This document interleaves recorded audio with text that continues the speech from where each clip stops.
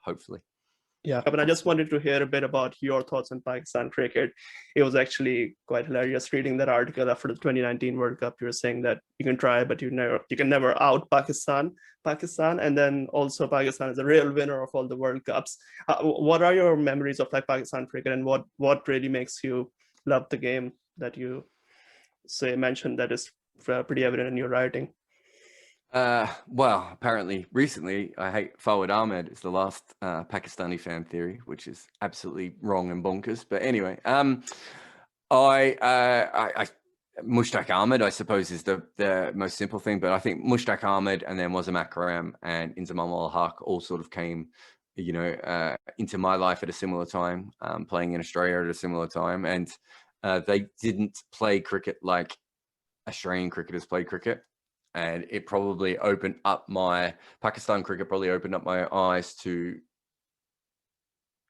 the fact that cricket could be so different from so many different places. And if you look at the difference between Mushtaq Ahmed and Shane Warne Warne's an efficient killing machine, and Mushtaq Ahmed is like a magic pixie. Wazim Akram wasn't like anyone else. Inzamam al Haq, no one like him was going to come through the system for Australia.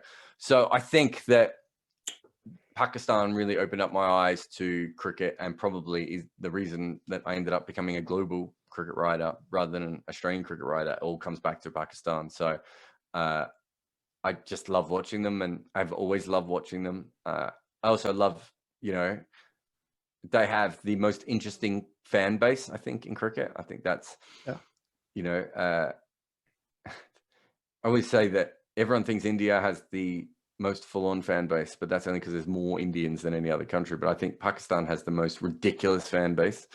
And so, and when you like the team, you kind of become a de facto part of that. And I think the piece you're talking about in 2019, which I don't really remember, I remember writing it in a weird hotel out of Nottingham, outside of Lancashire, maybe.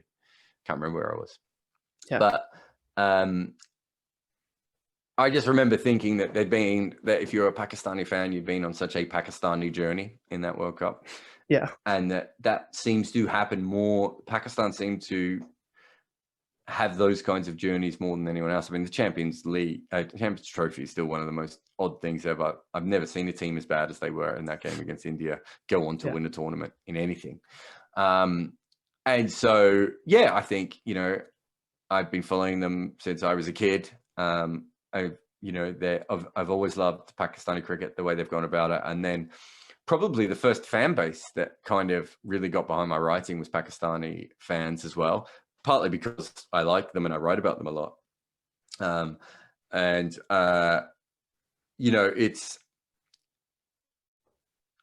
think that they were really a gateway for me understanding a lot more about cricket and loving a lot more about cricket. And if you look at the last 10 years, they've just, and that's the period I've written about. Like, put it this way, Sri Lankan cricket's great, and there's a lot of madness and craziness in Sri Lankan cricket.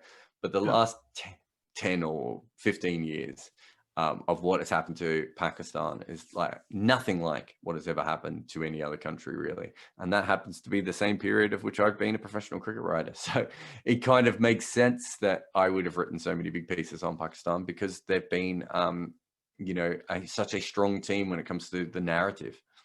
Yeah. And I'll just repeat the line from the review of that article. You said, as a young guy, I fell in love with Pakistan cricket, but as an old man, I'm falling in love with the Pakistan fans. And so yeah, that's quite